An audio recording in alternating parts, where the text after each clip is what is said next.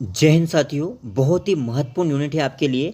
Net JRF की exam और साथ ही साथ एमपीपीएससी असिस्टेंट रजिस्ट्रार के लिए बहुत ही महत्वपूर्ण वीडियो है ये साथियों। इसमें अपन पढ़ेंगे शिक्षण अभिक्षमता यानी कि टीचिंग एप्टीट्यूड। इससे पहले वाला वीडियो मैंने बनाया था जो कि आप देखेंगे रिसर्च एप्टीट्यूड यानी कि शोध अभिक्षमता पे था। और साथियों बहुत ही अच्छा लगा, आपके बहुत ही अच्छे कमेंट आए हैं और अधिकतर साथियों ने बहुत ही अच्छे कमेंट करे हैं। और निश्चित रूप से साथियों अगर वो वीडियो आप देखेंगे तो आपका शोध वाला जो है टॉपिक लगभग लगभग क्लियर भी हो जाएगा और साथ साथ में महत्वपूर्ण एमसीक्यू भी वहाँ पर हमने करवाए हैं। और यहाँ पर भी साथियों मैं क्या करूँगा, ये जो है शिक्षण अभिक्षमता को कि बहुत सारे एमसीक्यू तो लूंगा ही लूंगा, साथ साथ में आपको शिक्षण अभिक्षमता होती क्या है, इससे संबंधित जो भी आपके जो सिलेबस में जो चीज़ें लगी हुई है वो समझाने का प्रयास करूँगा। जैसे आपके सिलेबस में अगर बात करूँ मैं असिस्टेंट रजिस्ट्रार में और साथ साथ नेट जेआरएफ में भी लगभग लगभग यही टॉपिक लगे हुए हैं। तो यहाँ पर आप देखेंगे कि यूनिट 7 में लगा है शिक्षण एवं शोध। इसमें शिक्षण अभिक्षमता क्या होती है, इसकी प्रकृति क्या होती है, उद्देश्य क्या होते हैं, विशेषताएं क्या हैं और आधारभूत आवश्यकताएं क्या क्या हैं। इस प्रकार दोस्तों शिक्षण को प्रभावित करने वाले कारक कौन कौन से हैं और शिक्षण सहायक सामग्री एवं उपकरण क्या क्या हैं और साथ ही साथ मूल्यांकन प्रणाली क्या है।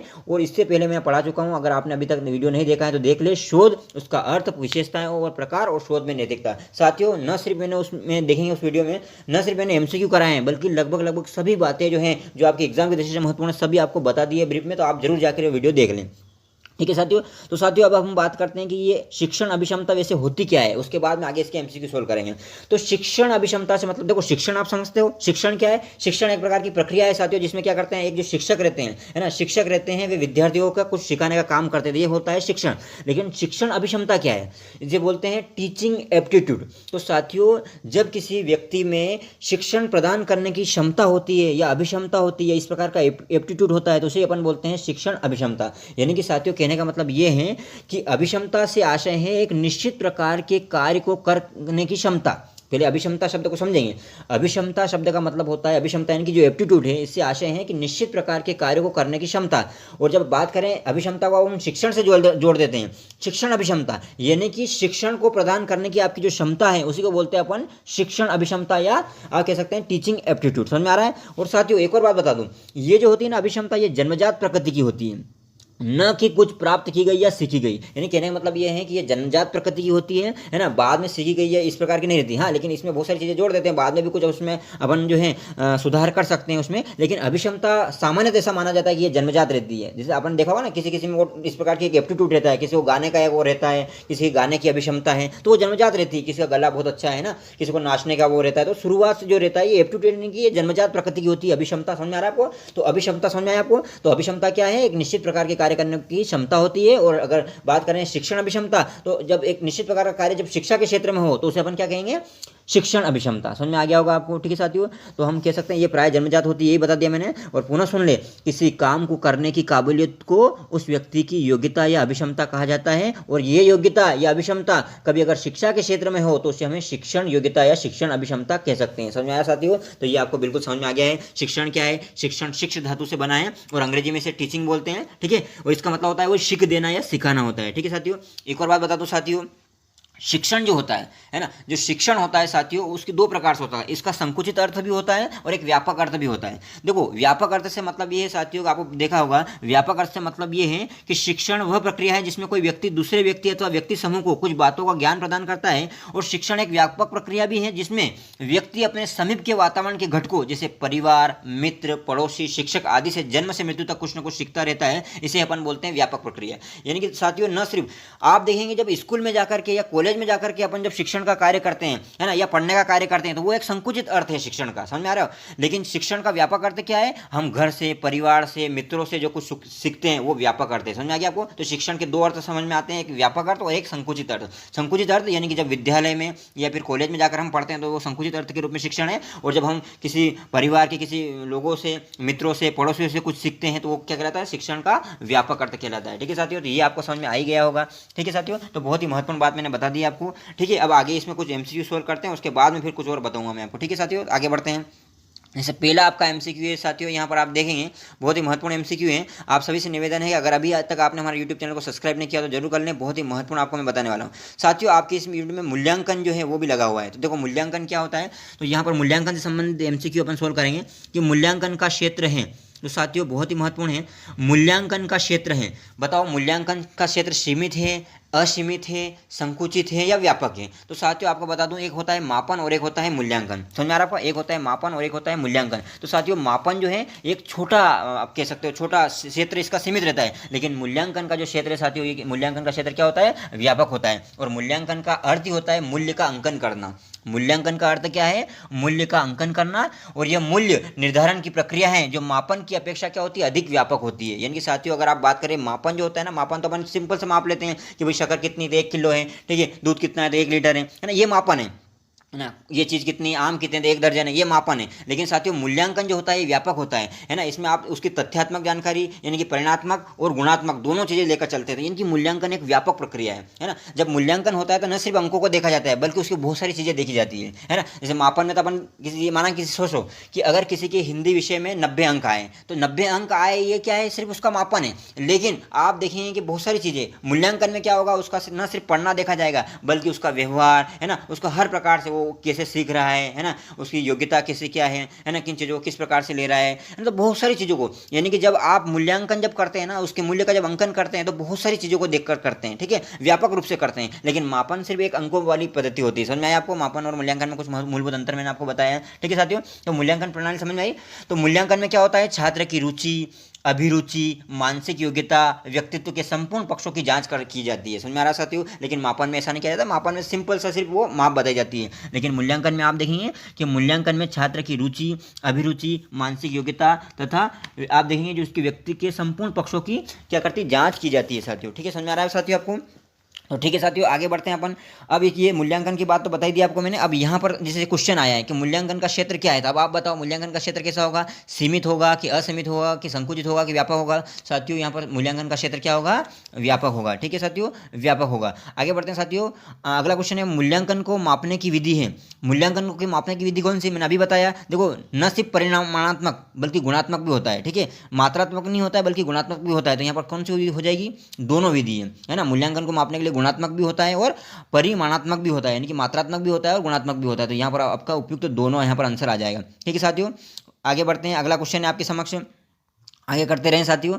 जैसे यहाँ पर बहुत सारी परिभाषा भी दे रखी है कि किसने क्या बोला है मापन के बारे में, लेकिन ये इतना आपके लिए इंपॉर्टेंट नहीं है ना। मेन चीज़ है मूल्यांकन के बारे में दे रखा है वो सुनो। जैसे मूल्यांकन के बारे में दे रखा है कि मूल्यांकन वह प्रक्रिया है, बात सुनना साथियों बहुत ही महत्वपूर्ण है, कि मूल्यांकन वह प्रक्रिया है जो कि संपूर्ण शिक्षा प्रणाली का एक अंग है।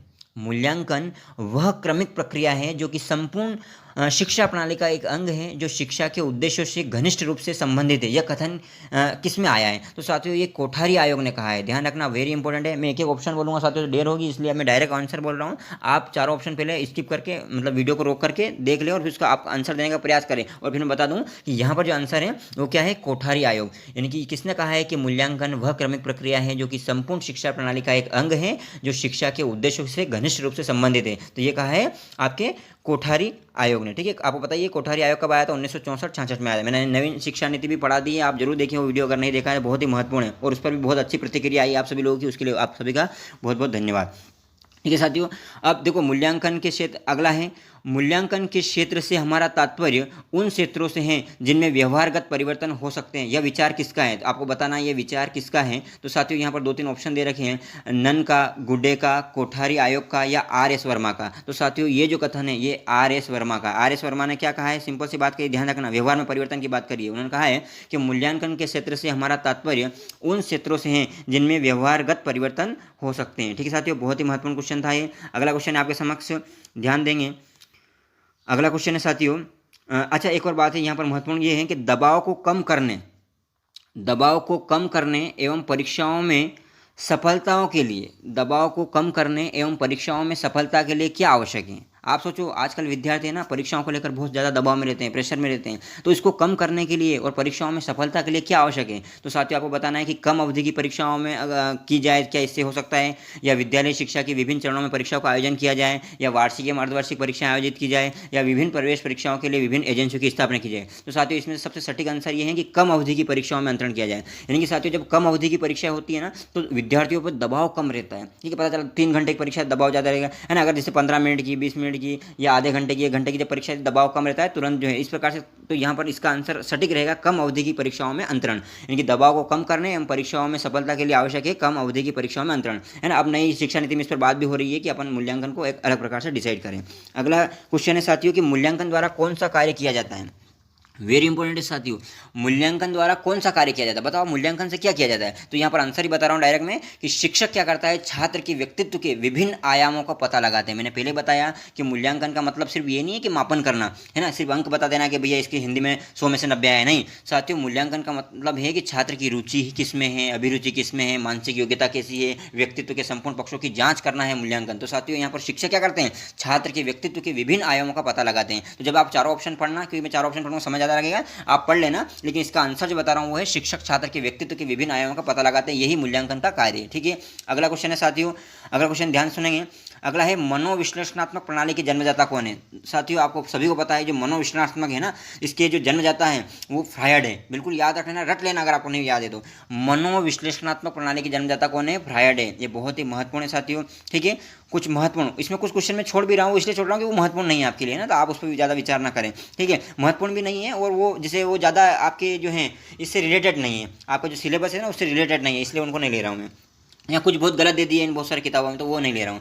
आप देखें साथियों यहाँ पर अगला क्वेश्चन है कि मोहन ने गणित विषय की परीक्षा में 70 अंक प्राप्त किए। तो ये प्रक्रिया क्या है, उसका मूल्यांकन है कि परीक्षण है कि मापन है कि उपलब्धि। मैंने अभी बताया, जिस प्रकार से मैंने बताया था ना कि हिंदी में किसी 100 में से 90 आ रहे हैं तो वो सिर्फ उनका मापन है, मूल्यांकन नहीं है। तो मोहन ने गणित विषय की परीक्षा में 70 अंक प्राप्त किए, तो ये प्रक्रिया सिर्फ मापन है साथियों। ठीक है, लेकिन उसके जब विभिन्न पहलू का अध्ययन किया जाएगा तो क्या हो जाएगा, उसका मूल्यांकन हो जाएगा। ठीक है, आपने देखा होगा कि भैया विद्यार्थी अन्य एक्टिविटी, अन्य गतिविधियों में भाग ले रहा है कि नहीं ले रहा है ना। तो ये जब सभी इनको जब जोड़ लिया जाता है, एनएसएस कर रहा है नहीं कर रहा, एनसीसी कर रहा है नहीं कर रहा, है ना, ऐसे रहते हैं ना। आपने अगर एनएसएस एनसीसी किया हो तो अन्य गतिविधियों में भाग लेते, तो ये आपका मूल्यांकन है कि अलग अलग चीज़ों में भी आप भाग लेते हो नहीं लेते हो। सिर्फ पढ़ना नहीं है, पढ़ने के अलावा अन्य जो गतिविधियां उनमें भी भाग लेना है ना। आपको चाहे वो भाषण प्रतियोगिता हो, वाद विवाद प्रतियोगिता हो, है ना, तो बहुमुखी प्रतिभा के धनी बनना है ना, सिर्फ पढ़ाकू नहीं बनना है। ठीक है, जीवन में व्यक्ति वो ज़्यादा सफल होते हैं जो बहुत सारी चीज़ों में इंटरेस्ट रखते हैं ना।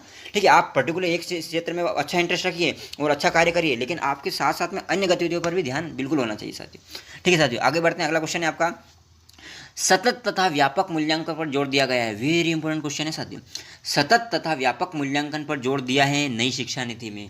आपको पहले बताया है, नई शिक्षा नीति का मैंने वीडियो बनाया, नहीं देखा देख लें साथियों, उसमें मैंने बहुत विस्तृत बताया और बहुत महत्वपूर्ण है वो नेट जेआरएफ और आप के लिए भी। तो साथियों यहाँ पर आप देखेंगे सतत एवं व्यापक मूल्यांकन, है ना, सतत रूप से और व्यापक रूप से जो मूल्यांकन करना है ये नई शिक्षा नीति में बताया है। और साथियों नई शिक्षा नीति में एक और नई चीज़ आई है कि अब मूल्यांकन सिर्फ है ना शिक्षक ही नहीं करेंगे, बल्कि शिक्षक तो करेंगे ही करेंगे, जो विद्यार्थी है वो विद्यार्थी स्वयं भी करेगा और उसके सहयोगी साथी भी करेंगे, यानी कि स्तरीय जो है मूल्यांकन की बात हो रही है यहाँ पर। तो ये नई शिक्षा नीति में आई है। ठीक है, अगला क्वेश्चन है साथियों, मापन की भूमिका है। मापन में क्या होगा, सिंपल सा मैंने आपको अंतर बता दिया है, मापन और मूल्यांकन में क्या होता है। मापन में क्या होता है, वस्तु को संख्या प्रदान की जाती है, घटना को यह भी संख्या प्रदान की जाती है, या नियमानुसार संख्या प्रदान करना, ये जो संख्या की बात होती है, किसी चीज़ को संख्या प्रदान करना, ये मापन है। लेकिन जब विस्तृत जो अपन देखेंगे व्यापक अध्ययन किया जाता है तो वो मूल्यांकन है। पहले बताया मैंने आपको।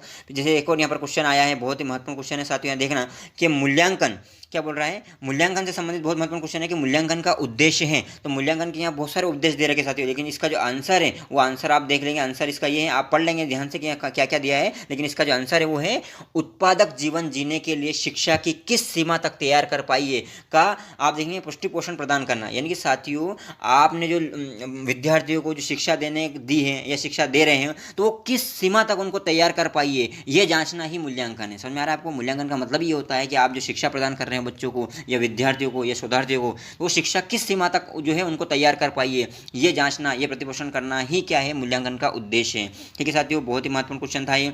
आगे की ओर बढ़ते हैं साथियों। अगला क्वेश्चन है आपका, ठीक है, अगला क्वेश्चन है साथियों, ध्यान से देखेंगे। अगला क्वेश्चन है कि निम्न में से मूल्यांकन और मापन का सही अंतर माना जाता है। मतलब मूल्यांकन और मापन में सही अंतर क्या है, मैं पहले ही बता चुका हूँ साथियों। देखो यहाँ 3-4 जो दे रखे हैं उसमें से आप देखेंगे, आप अपने मन में लगा ले कुछ भी, लेकिन मैं आंसर आपको बता रहा हूँ कि मूल्यांकन का यहाँ पर अर्थ है मूल्य और मापन का अर्थ है वस्तु की मात्रा। मैं बार बार बता रहा हूँ, मूल्यांकन का अर्थ है उसका मूल्यांकन करना, मूल्य करना, और मापन का अर्थ है वस्तु की मात्रा। तो यहाँ पर साथियों ये इसका आंसर होगा। लेकिन आप देखो दूसरे ऑप्शन पढ़ो, बिल्कुल गलत हो जाएंगे। जैसे मूल्यांकन में मापन की अपेक्षा कम समय लगता है, ये कैसे हो सकता है साथियों मूल्यांकन में तो मापन की अपेक्षा ज़्यादा समय लगेगा ना, क्योंकि वो वृहद रहता है, व्यापक रहता है। अगला है मूल्यांकन का क्षेत्र सीमित है, बिल्कुल गलत है। मूल्यांकन का क्षेत्र क्या है साथियों? विस्तृत है, व्यापक है, जबकि मापन का क्षेत्र विस्तृत है। ये गलत बात बता रहा है यहाँ पर। तो आप जब पढ़ेंगे ना ऑप्शन तो उससे समझ में आ जाएगा इसका आंसर क्या है। समझ में आया आपको? तो मूल्यांकन का अर्थ है मूल्य और मापन का अर्थ है वस्तु की मात्रा। ठीक है साथियों, बहुत ही महत्वपूर्ण था ये। अगले क्वेश्चन की ओर बढ़ते हैं।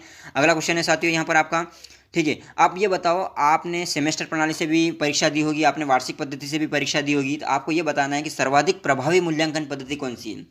मतलब जो ऐसी इफेक्टिव जो आप एवल्यूशन जो है मेथड वो कौन सी आपको ये बताना है, सर्वाधिक प्रभावी मूल्यांकन पद्धति। तो साथियों आप देखेंगे जो सेमेस्टर प्रणाली है ना, सेमेस्टर प्रणाली में क्या होता है, आप देखेंगे हर 6-6 महीने में, है ना, अलग अलग आपके कोर्सों को बांट दिया जाता है अलग अलग विभागों में, कि 6 महीनों में इसमें से पूछना है, फिर 6 महीने अगले 6 महीने में इसमें से ही पूछना है, अलग अलग किताब बांट दी जाती है। तो ये जो सर्वाधिक प्रभावी मूल्यांकन पद्धति वो आपकी सेमेस्टर प्रणाली मानी गई है। ठीक है, आप बिल्कुल याद कर लेंगे। अगला है, आप ये तो जानते हो, इसमें मेरे को समझाने की आवश्यकता नहीं, वार्षिक प्रणाली क्या होती है, मतलब वार्षिक रूप से जो एग्जाम होती है। सेमेस्टर क्या होती है, अलग अलग भागों में होती है एग्जाम, है ना, 6-6 महीने में, है ना। वस्तुनिष्ठ प्रणाली क्या है, ये सब आप जानते हो, इसलिए ज़्यादा उस पर विचार करने की आवश्यकता नहीं है।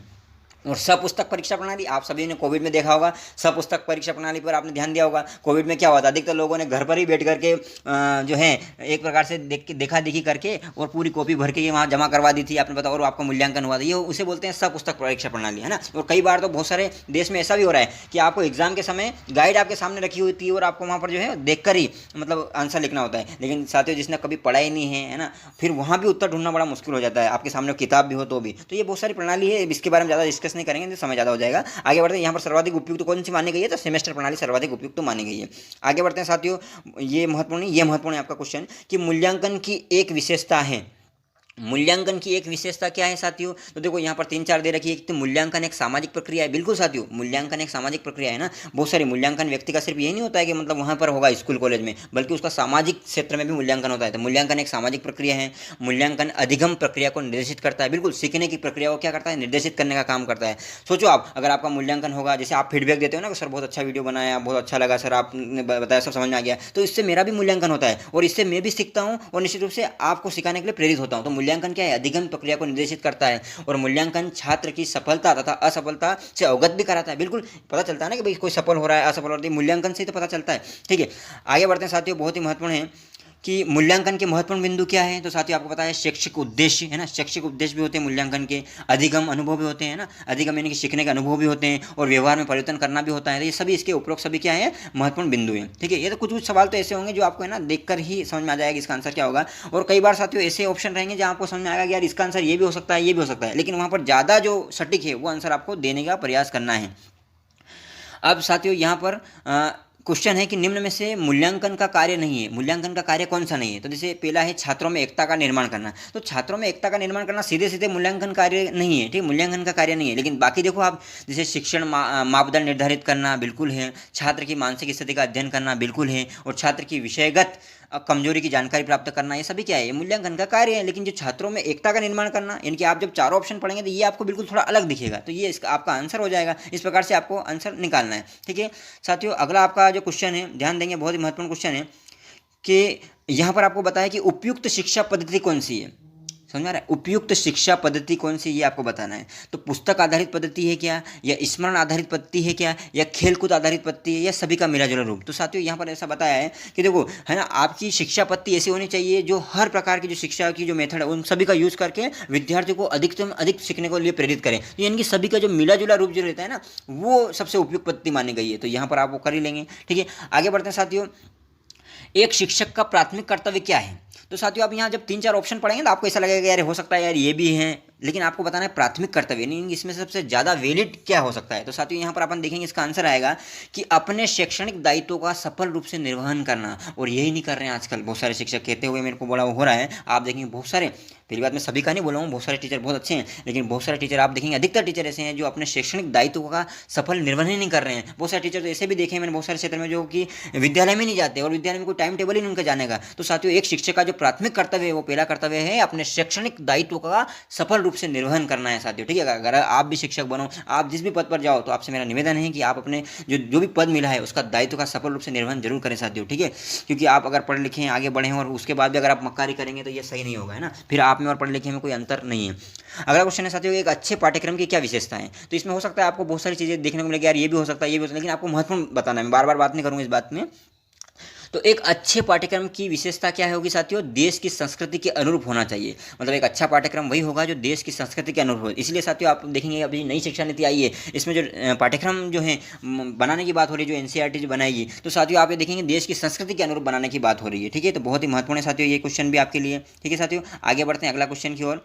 ठीक है, अगला क्वेश्चन है आधुनिक शिक्षा का प्राथमिक लक्ष्य होना चाहिए। अपनी जो आधुनिक शिक्षा है ना, जो मॉडर्न एजुकेशन है, इसका प्राथमिक लक्ष्य क्या होना चाहिए, छात्रों का चरित्र निर्माण करना। बिल्कुल साथियों, क्योंकि जब छात्रों का अपन चरित्र निर्माण करेंगे तो बाकी सब चीज़ें तो आई जाएगी, क्योंकि अपन आप चरित्र ही निर्माण नहीं होगा। इसलिए आपने देखा होगा आईएएस के पेपर में देख लो, एमपीपीएससी में देख लो, अपना है एथिक्स जो है एक बिल्कुल एक पेपर रखा गया है। क्यों रखा गया है, चरित्र निर्माण के लिए। यानी कि सिर्फ आप अधिकारी नहीं बन जाए, आपका एक अच्छे चरित्र वाले जो है अधिकारी बने, है ना, आप एक अच्छे चरित्र वाले नागरिक बने, एक आप अच्छे चरित्र वाले विद्यार्थी बने। इसलिए आधुनिक शिक्षा का जो प्राथमिक लक्ष्य होना चाहिए वो क्या होना चाहिए, छात्रों का चरित्र निर्माण होना चाहिए, है ना। अब यहाँ पर बहुत सारी चीज़ें आपको ऐसा लगेगा सभी हो सकता है, जैसे छात्रों को व्यावसायिक रोजगार के लिए तैयार करना, ये भी हो सकता है, छात्रों को चतुर बनाना, लेकिन ज़्यादा महत्वपूर्ण इसमें है छात्रों का चरित्र निर्माण करना। क्योंकि चरित्र निर्माण हो जाएगा उसका तो निश्चित रूप से वो चतुर भी बन जाएगा और साथ साथ रोजगार भी वो पा ही लेगा, क्योंकि उसका अगर वो क्या है उसमें अगर चरित्र का निर्माण है तो सभी चीज़ें कर ही लेगा वो। तो इसमें सभी चीज़ें समाई देंगी, ये आपको आंसर देना है।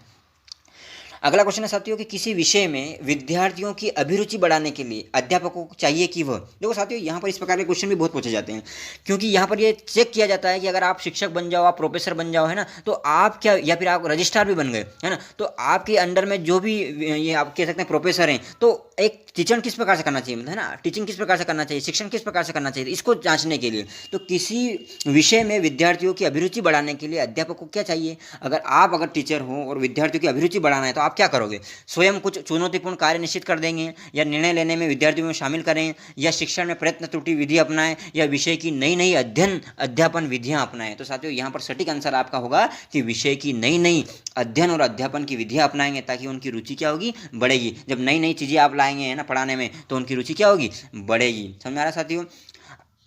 अगला क्वेश्चन है साथियों कि विद्यालय शिक्षा का उद्देश्य हर बच्चे में किस चारित्रिक विशेषता का विकास करना है। तो साथियों स्वावलंबन का जो अपन बोलते हैं ना, ये बाकी सब चीज़ें तो हैं सही, ये भी हो सकता है, लेकिन स्वावलंबन जो है ये गुण बहुत ही महत्वपूर्ण है साथियों। तो विद्यालय शिक्षा का उद्देश्य है हर बच्चे में किस चारित्रिक विशेषता का विकास करना है, स्वावलंबन, यानी कि वो खुद स्वयं करें, है ना, स्वयं करने की जो है विद्यार्थियों में क्या हो, एक प्रकार की ये चीज़ें विकसित हो। इसलिए स्वावलंबन जो है यहाँ पर महत्वपूर्ण चीज़ें आ जाएगा। ठीक है साथियों, अगला क्वेश्चन है शिक्षण प्रक्रिया के दौरान किसमें कोई परिवर्तन नहीं होता है। ये महत्वपूर्ण क्वेश्चन नहीं है साथियों, और इस प्रकार क्वेश्चन आते भी नहीं। आप आगे बढ़ते हैं साथियों। अगला क्वेश्चन है आपका कि शिक्षण महाविद्यालय किस प्रमुख उद्देश्य के लिए शिक्षक तैयार करते हैं। जो शिक्षण महाविद्यालय हैं वो किस प्रमुख उद्देश्य के लिए शिक्षक तैयार करते हैं। तो साथियों वो शिक्षा शास्त्र के सिद्धांतों का व्यवहारिक प्रयोग करना, यानी कि शिक्षा शास्त्र के बहुत सारे सिद्धांत तो बन गए हैं, लेकिन उसका व्यवहार में प्रयोग कैसे करेंगे, है ना, अपने जीवन में प्रयोग कैसे करेंगे, इसके लिए शिक्षण महाविद्यालय में जो प्रमुख उद्देश्य है वो शिक्षक को तैयार करने का प्रमुख उद्देश्य यही है।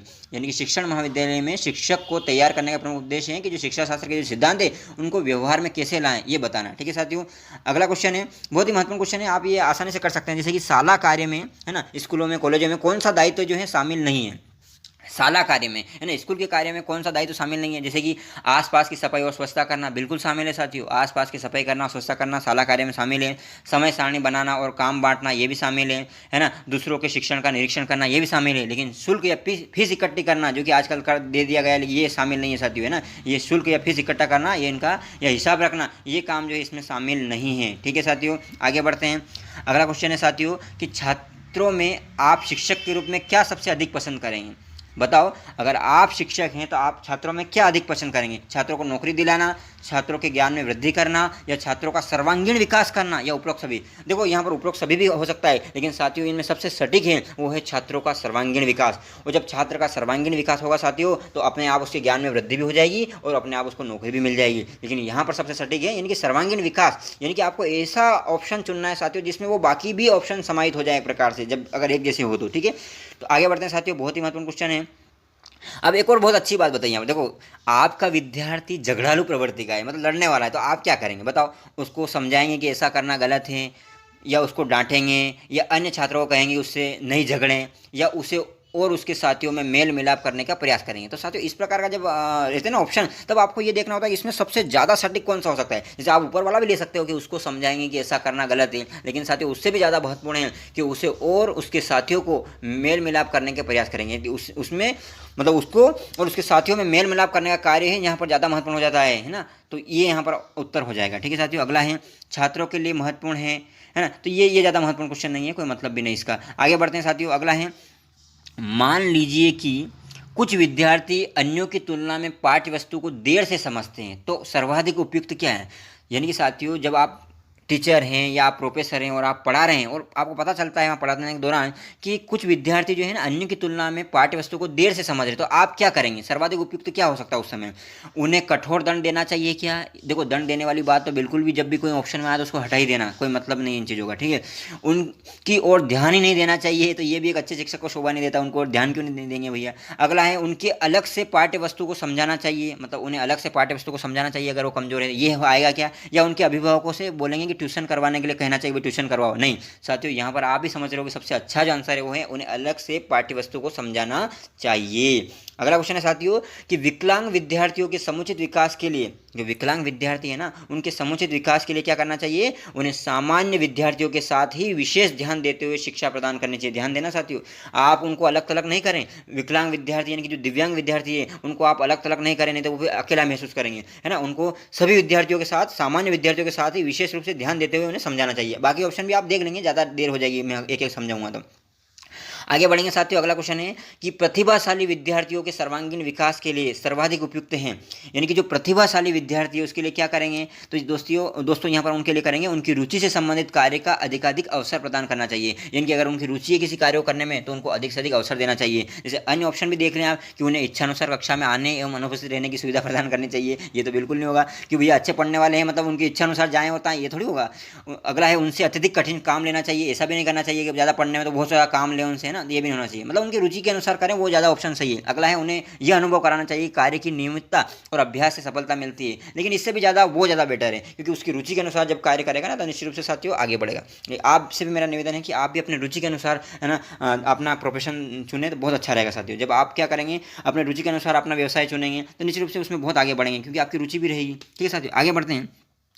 गृह कार्य देने के संबंध में आपका क्या विचार है। मतलब जब गृह कार्य होमवर्क देते हैं ना तो उसके संबंध में आपका क्या विचार है। तो साथियों यहाँ पर बहुत सारे ऑप्शन दे रखे हैं, लेकिन डायरेक्ट मैं आंसर पर आता हूँ, आप पढ़ लें, है ना। उसके बाद चौथा है आपका गृह कार्य छात्रों की क्षमता और उसकी योग्यता के अनुसार देना लाभदायक होता है। यानी कि ऐसा नहीं साथियों सबको एक समान गृह कार्य नहीं देना चाहिए, ऐसा सही नहीं माना गया है यहाँ पर टीचिंग में। गृह कार्य छात्रों की क्षमता और उसकी योग्यता के अनुसार देना चाहिए। ठीक है, यही ज़्यादा लाभदायक होता है। आप बाकी ऑप्शन पढ़ लेंगे तो आपको समझ में आ जाएगा कि इसका आंसर ये कैसे है और कैसे महत्वपूर्ण है। अगला क्वेश्चन है साथियों, छात्र कक्षा विषयों में कमजोर हैं तो आप क्या करेंगे। मतलब कोई छात्र हैं जो कि किसी छात्र कक्षा विषयों में कमजोर है तो आप क्या करेंगे।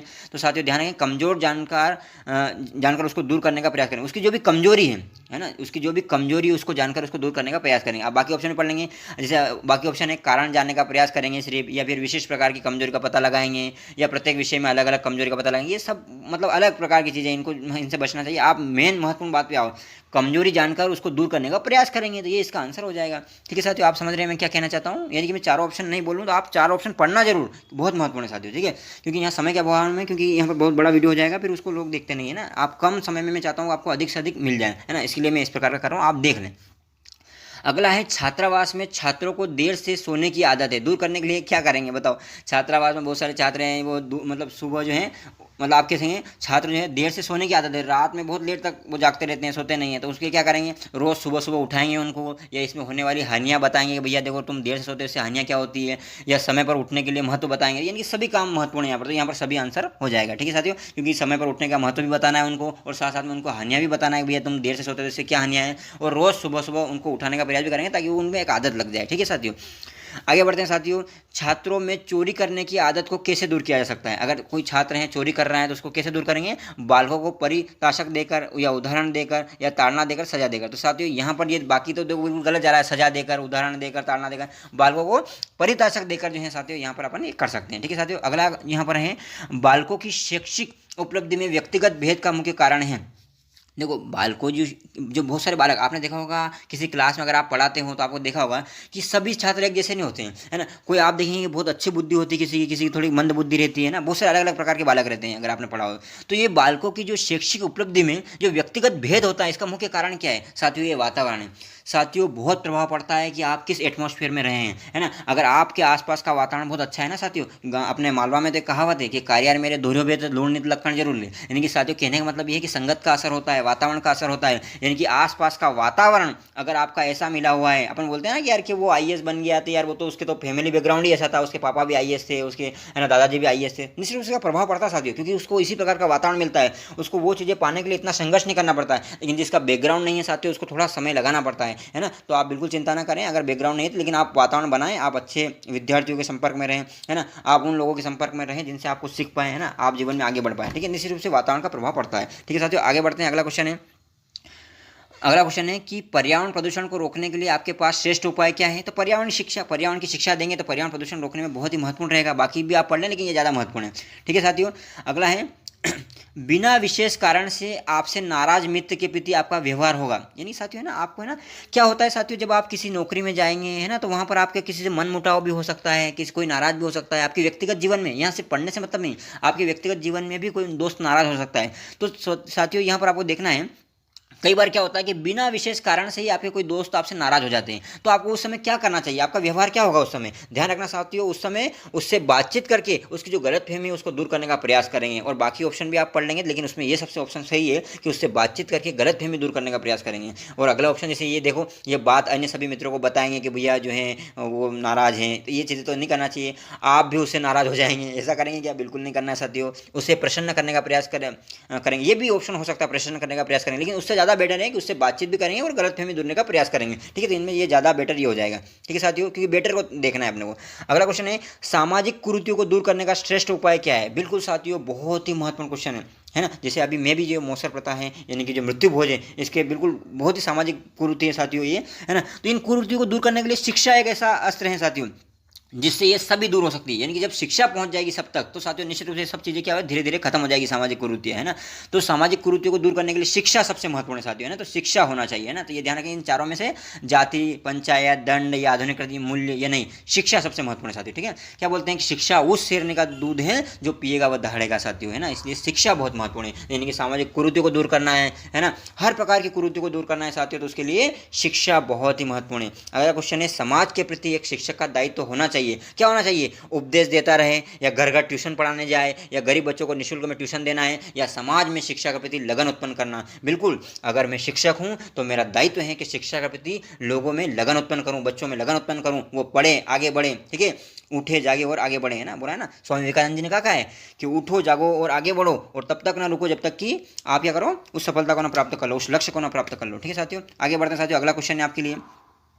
अगला क्वेश्चन है क्या सांस्कृतिक विडंबना को दूर करने में परिपक्व व्यक्ति की भूमिका महत्वपूर्ण है? बिल्कुल है भाई, सांस्कृतिक विडंबना को दूर करने में परिपक्व व्यक्ति की भूमिका होती है ना। तो ये बहुत ज़्यादा महत्वपूर्ण क्वेश्चन नहीं है, लेकिन ले लिया मैंने, कोई दिक्कत नहीं है। आगे बढ़ते हैं साथियों, अगला क्वेश्चन है छात्रों में सामाजिक मूल्य विकसित करने का मुख्य साधन होता है। छात्रों में अगर आपको सामाजिक मूल्य विकसित करना है तो क्या करेंगे? उपदेश देंगे, कहानी सुनाएंगे, या आदर्श आचरण करना। साथियों एक बात ध्यान रखना, है ना, अगर आप शिक्षक हैं तो आपका जो आचरण है ना, वो थोड़ा एक आदर्श रखें आप। उससे क्या है कि कई बार होता है ना, विद्यार्थी अपना अनुसरण करते हैं, अगर अपन ही गलत है। आप सोचो, पता चला आप ऐसे भी शिक्षक देखे मैंने कि स्कूल में जाकर दारू पीते हैं, है ना, स्कूल में जाकर सिगरेट पीते हैं, तो इससे इसका प्रभाव विद्यार्थी पर पड़ेगा, विद्यार्थी भी उनसे गलत सीखेगा। इसलिए छात्रों में अगर सामाजिक मूल्य विकसित करना है तो एक शिक्षक को क्या है, आदर्श आचरण करना चाहिए, है ना। ये बिल्कुल महत्वपूर्ण है, ज़्यादा महत्वपूर्ण है साथियों ये, ठीक है। क्योंकि ये है ना, क्या होता है कि आपसे सीखते हैं, है ना, क्योंकि आप बड़े पद पर रहते देखते हैं, और आप गलत करते हो ना तो लोग उस पर गलत प्रभाव जल्दी पड़ता है। अगर आप दारू पी रहे हैं तो लोग उदाहरण दे देंगे, देखो यार वो सर पीते हैं, वो सर सिगरेट पीते हैं, तो फिर मैं क्यों नहीं पीऊँ? तो इसलिए साथियों आपसे निवेदन है कि अगर आप ऊंचे पद पर हैं तो आपका ये दायित्व बनता है कि आप जो है, अगर ये बुराई आप में है, अगर आप सिगरेट पीते हैं, दारू पीते हैं, तो आप ये बिल्कुल छोड़ दें साथियों, ठीक है।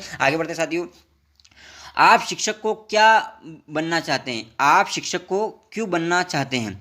आप शिक्षक क्यों बनना चाहते हैं? सॉरी, है ना, यहाँ पर बोलने में मिस्टेक हो गई, आप ध्यान देंगे, आप शिक्षक क्यों बनना चाहते हैं। अगर ये शिक्षक से संबंधित क्वेश्चन है तो आप ध्यान देंगे, शिक्षक क्यों बनेंगे? सामाजिक सेवा से जुड़ा हुआ रोजगार है। देखो रोजगार तो ही है, लेकिन सामाजिक सेवा से जुड़ा हुआ है, यानी कि रोजगार, आप पैसा तो कमाओगे, साथ साथ में आप सामाजिक सेवा करने का काम भी करोगे, तो इसलिए ये आप शिक्षक बनना चाहोगे। ये अच्छा आंसर हो सकता है, बाकी लोग भी आंसर हैं इसमें, लेकिन वो भी आंसर है, लेकिन ये ज़्यादा बेहतर आंसर है। अगला है पाठशाला में खाली समय आप क्या करेंगे?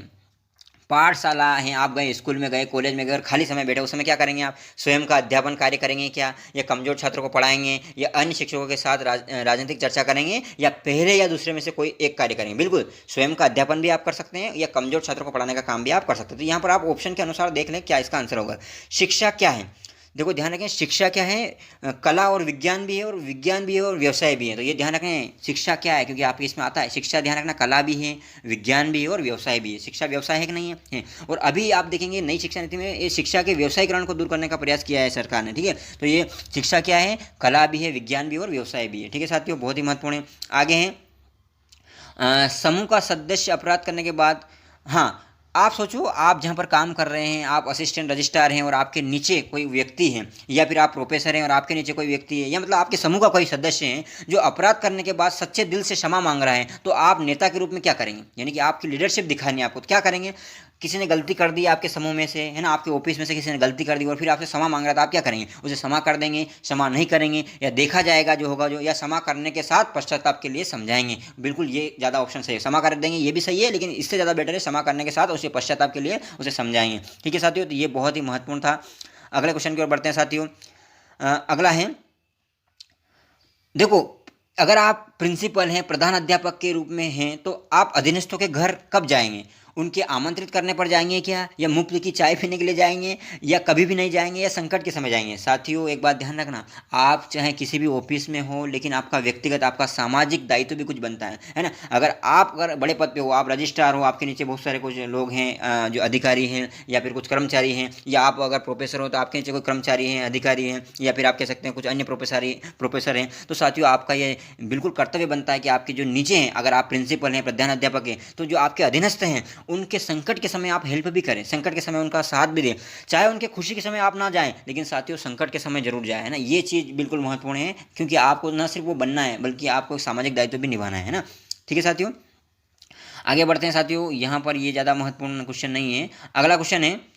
अगला क्वेश्चन है साथियों, अगले क्वेश्चन की ओर बढ़ते हैं। हाँ, ये क्वेश्चन है कि शिक्षा का श्रेष्ठ माध्यम कौन सी भाषा होती है? साथियों अभी आपको पता है नई शिक्षा नीति में भाषाओं पर बात हुई है कि अभी नई शिक्षा नीति में जो प्राथमिक शिक्षा है ना, वो क्षेत्रीय भाषा या मातृभाषा में देने की बात हुई है साथियों, ठीक है। तो आप देखेंगे साथियों कि शिक्षा का श्रेष्ठ माध्यम कौन सी भाषा हो सकती है? साथियों ध्यान रखना, चाहे आप कौन सी भी भाषा सीख जाओ, अंग्रेजी सीख जाओ, फ्रेंच सीख जाओ, है ना, लेकिन साथियों जो मातृभाषा होती है ना, ये मातृभाषा में शिक्षा देना बहुत ही आसान होता है और व्यक्ति जल्दी सीखता है, क्योंकि वो उसकी मातृभाषा है ना, उससे जुड़ा हुआ है ना। तो ठीक है साथियों, आगे बढ़ते हैं। शिक्षा में सबसे प्रभावी ऑडियो विजुअल साधन कौन सा है ना? ऐसा साधन शिक्षा में आपको पता है साथियों, आपके इस यूनिट में एक वो लगा हुआ है कि जो शिक्षण के जो साधन हैं, है ना, शिक्षण के जो कुछ साधन भी आपके उसमें लगे हुए हैं। तो यहाँ पर पूछा है कि शिक्षा में सबसे प्रभावी वो साधन कौन सा है जो कि श्रव्य भी है और दृश्य भी है, यानी कि ऑडियो भी है और विजुअल साधन भी है। तो ऐसा कौन सा साधन है, ठीक है साथियों, तो ये आपको बताना है। यानी कि साथियों जो शिक्षक सहायक सामग्री आपके इसमें लगा हुआ है, शिक्षण सहायक सामग्री, तो उसमें से आपको ये कौन सी शिक्षण सहायक सामग्री है जो कि दिखती भी है और जिसको अपन सुन भी सकते हैं? तो साथियों वो टेलीविजन है ना, टेलीविजन सबसे कह सकते हैं प्रभावी है ना। प्रोजेक्टर भी हो सकता है, लेकिन टेलीविजन सबसे ज़्यादा प्रभावी यहाँ पर माना गया है। अब अगर ये बात निकल ही गई है शिक्षण सहायक सामग्री की, तो मैं आपको बता दूँ शिक्षण सहायक सामग्री क्या होती है। साथियों अध्यापन के दौरान पाठ्य सामग्री को समझाते समय शिक्षक जिन जिन सामग्रियों का प्रयोग करता है वह सहायक सामग्री कहलाती है। अर्थात हम कह सकते हैं कि जब शिक्षक प्रभावी शिक्षण हेतु जिन जिन सामग्रियों का प्रयोग करता है वो शिक्षक, आप कह सकते हैं वो शिक्षण सहायक सामग्री कहलाती है। समझ में आ रहा है आपको? कहने का मतलब ये है कि जब शिक्षक प्रभावी शिक्षण के लिए जिन जिन सामग्रियों का प्रयोग करता है वो उसकी शिक्षण सहायक सामग्री कहलाती है। और ये शिक्षण सहायक सामग्री का उद्देश्य क्या है, क्यों इनका उपयोग करते हैं, आपको सबको पता है साथियों। इससे क्या होगा, पाठ के प्रति रुचि पैदा होगी, है ना, छात्रों में इस पाठ के प्रति रुचि पैदा होगी, छात्रों को क्रियाशील बनाया जा सकेगा, है ना, और जो अमूर्त पदार्थ है उनको मूर्त रूप में समझा सकेंगे अगर अपन वो शिक्षण सहायक सामग्री का उपयोग करेंगे तो, ठीक है। दूसरी बात, जो अधिगम धारणा को सुधार पाएंगे, इनके विद्यार्थियों में जो है ना अधिगम धारणा, सीखने की जो धारणा उसको सुधार पाएंगे, और जो तथ्यात्मक सूचनाओं को भी रोचक बना पाएंगे। जैसे आपने देखा होगा जो छोटे छोटे बच्चों के लिए जो ABCD लिखी हुई रहती है ना, ABCD आजकल बनी हुई भी आ गई है ना, अलग अलग प्रकार की चीज़ें, अलग अलग प्रकार के बोर्ड का इस्तेमाल किया जाता है ना। आजकल आप देखें टेप रिकॉर्डर का, रेडियो का, टीवी का, है ना, मानचित्र का, ग्लोब का उपयोग किया जाता है। ये सभी क्या है, ये सभी आपकी शिक्षण सहायक सामग्री है साथियों। ये भी 3 प्रकार की होती है, सुन ले। एक होता है आपका श्रव्य साधन, जिससे सुनने का काम किया जाता है। श्रव्य साधन यानी कि इन्हें श्रवण करके ही छात्र ज्ञान प्राप्त करते हैं, श्रवण साधन कहलाता है। जैसे आप देख सकते हैं रेडियो है, टेप रिकॉर्डर है ना। एक बोलते हैं ग्रामोफोन, जिसमें अशुद्ध उच्चारण को शुद्ध करने के लिए ग्रामोफोन या लिंग्वाफोन का उपयोग किया जाता है। ठीक है, तो रेडियो, टेप रिकॉर्डर, ग्रामोफोन ये सब श्रव्य साधन है।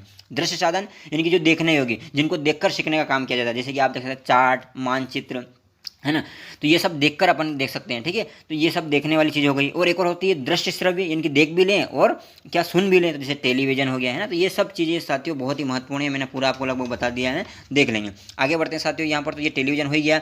अगला है राष्ट्रीय शिक्षा नीति में केंद्रीय तत्व क्या है, मैंने अभी बताया। इसमें जो व्यवसायीकरण है उसको रोकने की बात हो रही है। तो ये यहाँ पर जो यूँ तो बहुत सारी चीज़ें हैं, लेकिन यहाँ पर व्यवसायीकरण, निर्देशन, परीक्षा, मूल्यांकन, अनुसंधान, लेकिन व्यवसायीकरण ये ज़्यादा महत्वपूर्ण इसमें बताया है। लेकिन ज़्यादा महत्वपूर्ण क्वेश्चन नहीं है ये, है ना, इस प्रकार क्वेश्चन नहीं आएगा, लेकिन आप फिर भी बता दिया मैंने, आ गया। तो अगला क्वेश्चन है साथियों खेलकूद के माध्यम से शिक्षण प्रणाली के अंतर्गत, यानी कि आपको है ना सिखाना तो है बच्चों को, लेकिन खेलकूद के माध्यम से सिखाना। तो इसमें क्या होगा, खेलकूद की शिक्षा दी जाती है क्या, खेलकूद के माध्यम से शिक्षण में क्या होता है, खेलकूद के माध्यम से शिक्षण प्रणाली में क्या होता है, खेलकूद की शिक्षा दी जाती है या फिर खेल क्रिया द्वारा शिक्षा दी जाती है या खेल व शिक्षा दोनों को बराबर समय दिया जाता है या उपरोक्त सभी। साथियों ध्यान रखना है, खेल खेल में विद्यार्थी को सिखाना है अपने को, इसलिए खेल क्रिया द्वारा शिक्षा दी जाती है, इसमें ध्यान रखना है। अगला है गृह कार्य अलग अलग छात्रों को क्या करेंगे, उनकी योग्यता के अनुसार देंगे, न कि उनकी रुचि के अनुसार देंगे। उनकी रुचि से मतलब आप यहाँ पर योग्यता के अनुसार देंगे, मतलब किसकी योग्यता, अगर कोई विद्यार्थी अगर थोड़ा कमजोर है तो उसको अनुसार उसको गृह कार्य देंगे, कोई अच्छा पढ़ने में तो उसके अनुसार, तो अलग अलग उस अनुसार अपन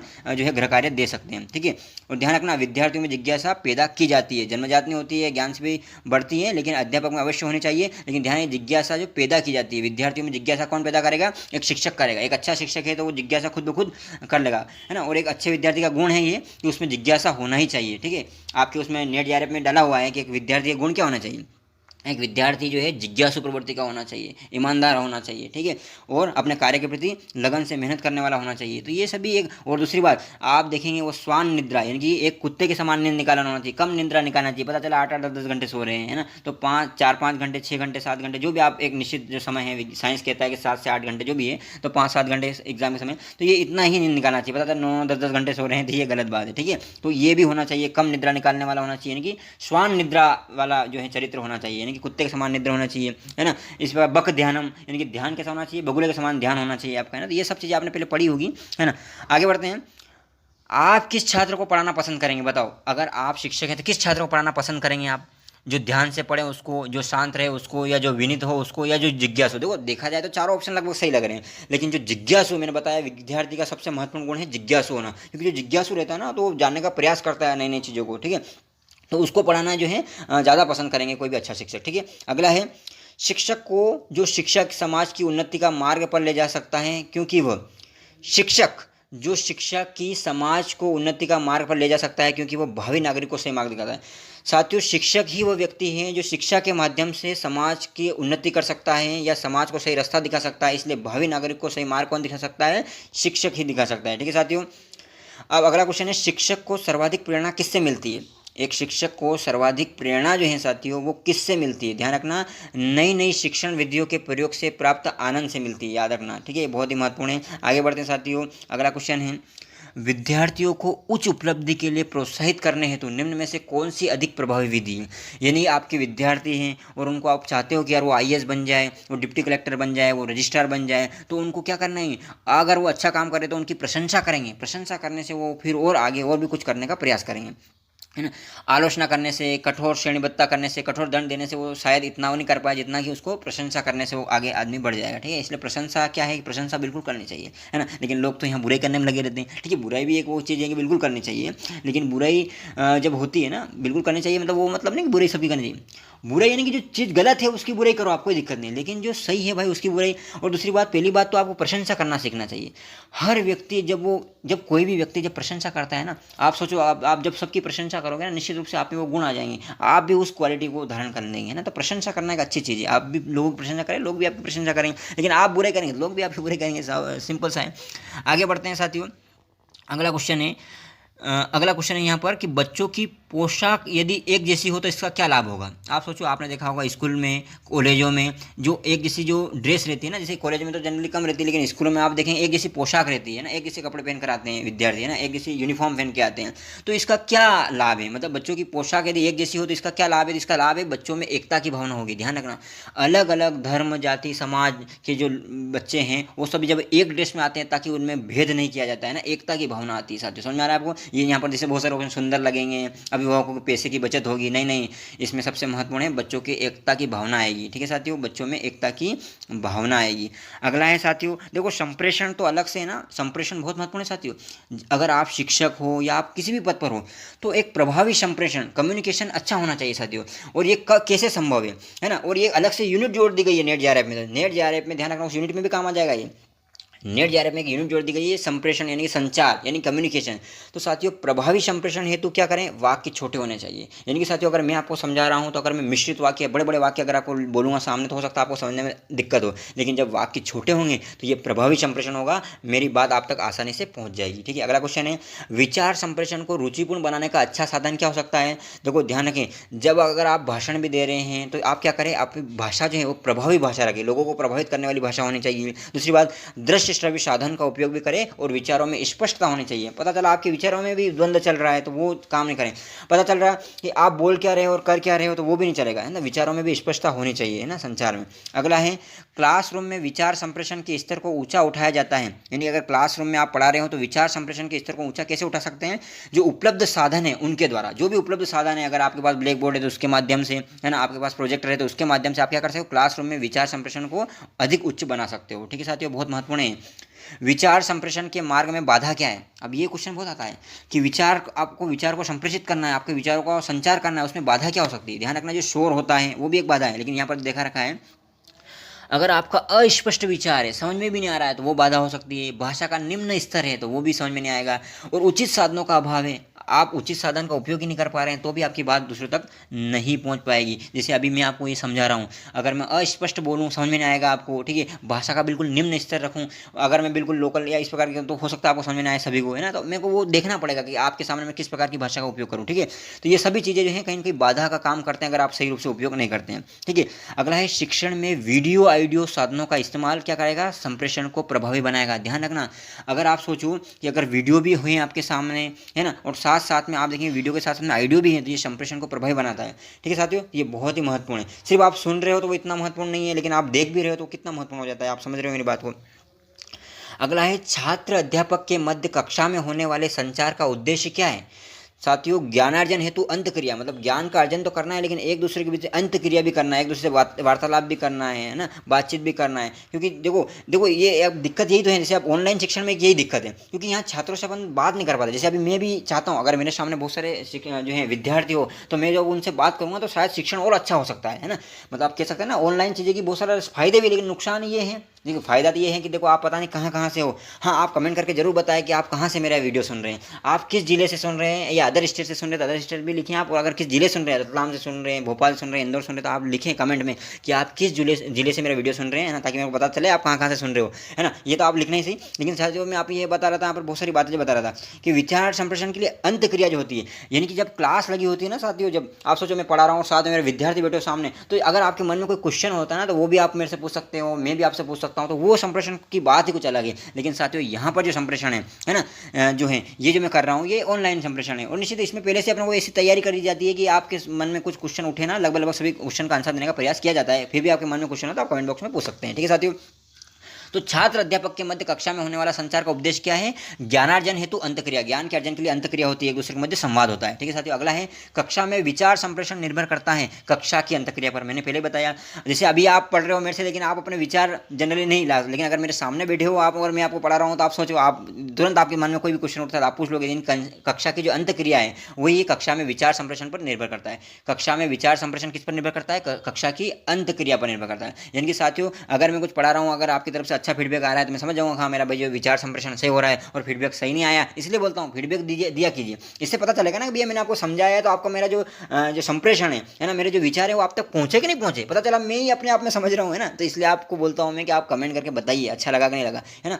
ठीक है साथियों, आगे बढ़ते हैं। और अभी तक आपने हमारा यूट्यूब चैनल सब्सक्राइब नहीं किया तो जरूर कर ले साथियों, बहुत ही महत्वपूर्ण वीडियो में लेकर आ रहा हूँ आपके लिए, बहुत कम समय में बहुत अधिक तैयारी। ठीक है, आगे बढ़ते हैं साथियों। कक्षा में विचार संप्रेषण को ठीक तरीके से करने के लिए शिक्षक को क्या करना चाहिए, आप खुद सोचो। अगर कक्षा में आप हो, पढ़ा रहे हो, तो आपको क्या करना चाहिए, छात्र को भी सहयोगी बनाए। बिल्कुल, जब छात्र सहयोगी बनेंगे ना तो क्या होगा, आप और छात्र जब दोनों सहयोगी मिल जाएंगे तो आपका संप्रेषण बहुत अच्छा होगा साथियों, है ना। ध्यान रखना, वही टीचर बहुत अच्छे रहते हैं जो जिनका विद्यार्थियों के साथ जो है दोस्ती वाला व्यवहार रहता है ना। तो आप अगर टीचर हैं तो आप कोशिश करें कि आप विद्यार्थियों से और आप दोनों के बीच में गैप मत रखो। हाँ, गैप एक मानक गैप होनी चाहिए, लेकिन फिर भी आप, मेरे को कहना ये चाहूँगा आप, है ना, आप सभी विद्यार्थियों के साथ जो आप क्या करेंगे कि एक जो कह सकते हैं अपन कि मित्र वाला व्यवहार करें, है ना। मित्र वाला व्यवहार करेंगे तो उससे निश्चित रूप से बहुत आगे जाएंगे आप। अगला क्वेश्चन है साथियों, जो शिक्षक छात्रों को बोलने की अनुमति नहीं देता है उनकी कक्षा में विचार संप्रेषण कैसा होगा, बताओ। अगर आप शिक्षक हैं या मैं शिक्षक हूँ और मैं छात्रों को बोलने की अनुमति नहीं दे रहा हूँ तो क्या होगा, क्या सफलतापूर्वक संप्रेषण हो पाएगा, नहीं हो पाएगा, सफलतापूर्वक संप्रेषण नहीं होता है। ठीक है साथियों, ध्यान रखना। तो साथियों, बहुत ही महत्वपूर्ण जो है क्वेश्चन मैंने आपको कराए हैं। अगर अभी तक आपने हमारा यूट्यूब चैनल सब्सक्राइब नहीं किया तो कर दें, कमेंट नहीं किया है तो कमेंट जरूर करें साथियों, इससे हमें प्रोत्साहन मिलता है। और अगर आपने पुराने वीडियो नहीं देखे हैं, अगर आप असिस्टेंट रजिस्ट्रार की तैयारी करें तो साथियों लगभग मैंने 5-6 यूनिट पर लगभग वीडियो बना दिए हैं, और आपको बताते हुए मेरे को बड़ा हर्ष हो रहा है कि साथियों आप बहुत पसंद भी किया जा रहा है, जितने भी लोगों तक जा रहा है वीडियो पसंद कर रहे हैं, क्योंकि मैंने क्या करा है, न सिर्फ एमसीक्यू दिए हैं, एमसीक्यू के साथ साथ में साथियों आप देखेंगे कि एमसीक्यू के साथ साथ में मैंने जो भी आपके चैप्टर में लगी हुई महत्वपूर्ण चीज़ें भी बता दी हैं। जैसे अभी इस चैप्टर में मैंने आपको क्या बताया, शिक्षण क्या होता है ना, शिक्षण भी बता दिया है। शिक्षण की, इसके अलावा मैंने आपको ये भी बताया है कि शिक्षण की सहायक सामग्री कौन कौन सी होती है, कौन कौन सी होती है, ये भी बताया। हाँ, कुछ चीज़ें और है साथियों, जैसे शिक्षण को प्रभावित करने वाले कारक। तो साथियों इसके बारे में थोड़ी चर्चा कर लेते हैं कि शिक्षण को प्रभावित करने वाले कारक क्या होते हैं। साथियों आपको पता है कि यदि शिक्षण जो है अगर प्रभावशाली नहीं होगा तो विद्यार्थी कुछ सीख नहीं पाएगा, है ना। इसलिए क्या होता है, शिक्षण प्रभावशाली होना चाहिए, और शिक्षण प्रभावशाली नहीं होता है उसके कुछ कारण रहते हैं, है ना। शिक्षण को प्रभावित करने वाले कुछ कारक रहते हैं। जैसे साथियों आपको यहाँ देख सकते हैं कि कुछ कारक होते हैं। एक होता है पर्सनल फैक्टर, यानी कि साथियों अगर कोई शिक्षक है और शिक्षक में अगर उसकी पारिवारिक परिस्थितियाँ अगर सही नहीं है, आप सोचो अगर कोई शिक्षक है और उसकी आर्थिक स्थिति सही नहीं है ना, उसके पारिवारिक संबंध सही नहीं है ना, अगर ये चीज़ें हैं साथियों तो आप सोचो उसका प्रभाव कहीं ना कहीं जो है उस पर पड़ेगा। आप सोचो कोई शिक्षक है और उसी दिन उसकी पत्नी से या फिर घर में परिवार में किसी से लड़ाई करके आए हैं, तो क्या आपको नहीं लगता है वो आकर सही क्लास में सही पढ़ा पाएंगे क्या, बिल्कुल नहीं पढ़ा पाएंगे साथियों, यानी कि बहुत सारी दिक्कत होगी। तो ये उसका जो पर्सनल फैक्टर है ना, स्व की जो कारक है, वह भी कहीं ना कहीं पारिवारिक परिस्थितियाँ भी क्या करती है साथियों, शिक्षण को प्रभावित करती हैं। समझ में आया साथियों। इसके साथ साथ न सिर्फ पारिवारिक परिस्थितियाँ बल्कि विद्यालयीन परिस्थितियाँ भी क्या करती है, शिक्षण को प्रभावित करती है। जैसे साथियों आप देख सकते हैं कि कोई शिक्षक और शिक्षार्थी में अगर संबंध सही नहीं है, सोचो विद्यार्थियों में और शिक्षक के संबंध अगर सही नहीं है, तो आपको नहीं लगता है कि ये कहीं ना कहीं जो है शिक्षण को प्रभावित करेगा, बिल्कुल करेगा। जब संबंध अच्छे होते हैं तो शिक्षण अच्छी तरीके से होगा और अच्छा पढ़ा पाएंगे शिक्षक भी, लेकिन जब उनके संबंध अच्छे नहीं होंगे ना तो शिक्षक ध्यान देंगे ना विद्यार्थी ध्यान देंगे। इसी प्रकार से साथियों एक शिक्षक के न सिर्फ विद्यार्थियों से अच्छे संबंध होने चाहिए बल्कि साथियों अन्य शिक्षकों के साथ भी अच्छा संबंध होना चाहिए। अगर आप सोचो, आपने देखा होगा कई बार अपन देखते हैं कि कई बार शिक्षा संस्थानों में एक टीचर दूसरे टीचर से जलते हैं या फिर उनसे सही से बात नहीं करते हैं, उनमें मनमुटाव चलता है। तो अगर जैसे दोस्तों अगर ऐसी परिस्थितियां हैं आपके वहाँ पर, है ना, अगर ऐसी परिस्थितियां हैं आपके किसी ऑफिस में, तो निश्चित रूप से साथियों उसका प्रभाव जो है शिक्षण पर पड़ेगा। और साथ ही साथ साथियों शिक्षक के जो प्रशासक के साथ जो संबंध है वो भी अच्छे होने चाहिए। आप सोचो अगर कोई शिक्षक है उसके ऊपर कोई प्रिंसिपल है ना, और प्रिंसिपल के साथ उसके संबंध सही नहीं है तो उसका प्रभाव भी कहीं ना कहीं शिक्षण पर पड़ेगा। यानी कि साथियों उसके जो पर्सनल फैक्टर है, शिक्षक के जो पर्सनल फैक्टर है उसका प्रभाव भी शिक्षण पर पड़ता है। आपने पढ़ा है कि शिक्षण को प्रभावित करने वाले कारक में पहला पढ़ा है स्वकीय कारक, यानी कि पर्सनल फैक्टर। पर्सनल फैक्टर में उसका पारिवारिक परिस्थितियाँ भी आती है और विद्यालयीन परिस्थितियाँ भी आती है। ठीक है, समझ आ गया आपको। अगर सोचो किसी शिक्षक पर बहुत सारा कर्जा है, आर्थिक स्थिति कमजोर है, तो वो भी कहीं ना कहीं साथियों वो ध्यान नहीं दे पाएगा क्योंकि पढ़ाने में, क्योंकि उसका कहीं ध्यान उधर जाएगा, अगर यार मैं क्या करूँ, है ना। तो ये बहुत सारी चीज़ें हैं।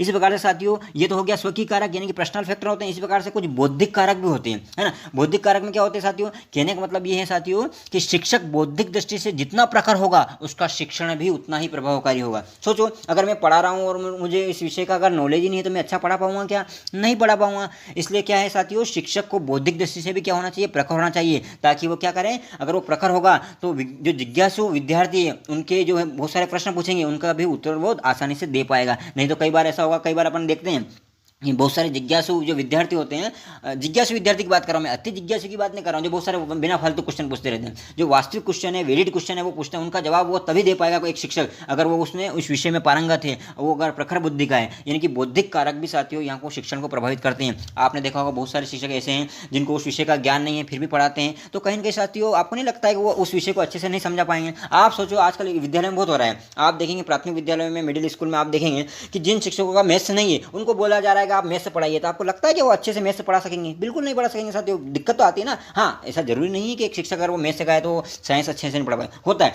साथियों। बहुत सारे शिक्षक ऐसे भी रहते हैं जो की बहुमुखी प्रतिभा के धनी रहते हैं, है ना, वो निश्चित रूप से हर विषय को पढ़ा लेते हैं। मैं तो बोलूँगा जो आईएएस की तैयारी करते हैं या है ना यूपीएससी की जो तैयारी करते हैं वो भी बहुमुखी प्रतिभा के धनी हो जाते हैं, वो हर सब्जेक्ट को समझ सकते हैं। मेरा बड़ा सौभाग्य रहा है इस क्षेत्र में, मतलब ये बड़े वाली बात नहीं कर रहा हूँ लेकिन गर्व से कह सकता हूँ इस मामले में कि पहले जो अपन पढ़ते थे वो एक रटन पत्ती और इस टाइप का था, लेकिन जब आईएएस की तैयारी करी तब समझ में आया कि यार हर विषय का नॉलेज होना चाहिए। वैसे तो मैं खुद साइंस का विद्यार्थी हूँ, मैंने बीएससी किया है, लेकिन उसके बाद में आप देखेंगे एमए जो है हिंदी साहित्य से रहा है, पीएचडी हिंदी साहित्य में चल रही है। इसके अलावा साथियों अन्य सब्जेक्ट आप देखेंगे यूपीएससी में हर सब्जेक्ट है, तो हर सब्जेक्ट का कहीं मैं तो ये बोलता हूँ कि आदमी आईएएस बने ना बने लेकिन एक बार आईएएस की तैयारी जरूर कर ले यार, हर सब्जेक्ट का नॉलेज हो जाता है। निश्चित रूप से बहुत ही महत्वपूर्ण है साथियों आपके लिए। तो शिक्षण को प्रभावित करने वाले कारक में क्या है, एक तो आपके पर्सनल फैक्टर रहते हैं और साथ साथ में आपका क्या होते हैं बौद्धिक कारक भी रहते हैं। मतलब बुद्धि जो है आपकी वो कैसी होनी चाहिए, आप उसका विषय का ज्ञान होना चाहिए। इसके साथ साथ में मनोवैज्ञानिक कारक यानी कि जो साइकोलॉजिकल जो फैक्टर है साथियों वो भी काम करते हैं। आपकी अभिक्षमता है कि नहीं है, पता चल रहा आपको जो है आप में कौशल ही नहीं है, आप में रुचि भी नहीं है, आपकी अभिवृत्ति भी नहीं है, ऐसा आपका एटीट्यूड भी नहीं है, आपकी मूल प्रवृत्तियाँ नहीं है, भावना नहीं है कुछ पढ़ाने की, है ना। तो ये सब चीज़ें भी मायने रखती है कहीं ना कहीं शिक्षण को प्रभावित करने में। तो साथियों 3 फैक्टर हैं जो कि शिक्षण को प्रभावित करते हैं। एक आपका पर्सनल फैक्टर जिसमें पारिवारिक और वैज्ञानिक परिस्थिति आ जाती है, एक बौद्धिक कारक जिसमें आप शिक्षक की खुद की बुद्धि है ना, उसका ज्ञान, उसका नॉलेज, उसकी स्किल आ जाती है, और एक मनोवैज्ञानिक कारक जिसमें उसकी अभिक्षमता, रुचि, अभिवृत्ति ये सब चीज़ें आती है। ठीक है साथियों, तो इस रूप से साथियों मैंने आपको जो भी महत्वपूर्ण चीज़ें थी लगभग सभी बता दी है। अगर अभी तक आपने हमारा यूट्यूब चैनल सब्सक्राइब नहीं किया तो कर लें, ठीक है साथियों, और साथ ही साथ बेल आइकन को भी प्रेस कर दें और एक अच्छी कमेंट जरूर करें, है ना। अगर आपको अच्छा नहीं लगा हो वीडियो तो वो गलत कमेंट भी कर सकते हैं, कोई दिक्कत नहीं। गलत से मतलब आप बता सकते हैं सर इस प्रकार से पढ़ाइए, आप हमें समझ में नहीं आ रहा, और अच्छी कमेंट भी आप कर सकते हैं और हमें प्रोत्साहित कर सकते हैं। ठीक है साथियों, जय हिंद, जय भारत।